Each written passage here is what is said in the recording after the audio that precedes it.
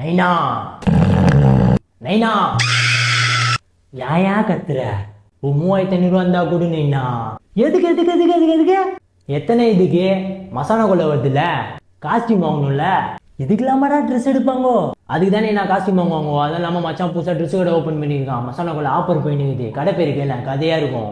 உங்ககிட்ட கடை பேரு கேட்கறதுக்கே பயமா இருக்குதுடா. சரி சொல்லு.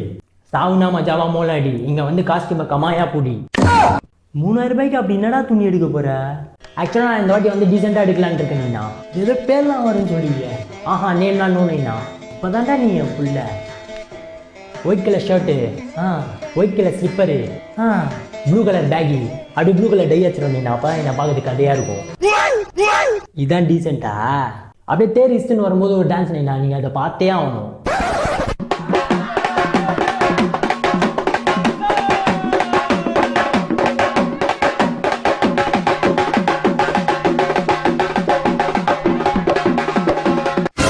இந்த மாதிரி ரோட்டில் ஆடும்போது நீங்கள் என்ன பார்த்தீங்கன்னா நீங்கள் பெருமையாக ஃபீல் பண்ணுவீங்க. நான் இப்படி ஒரு குழந்தையை பெற்றுட்டோமேன்னு ஃபீல் பண்ணுறேன்னா.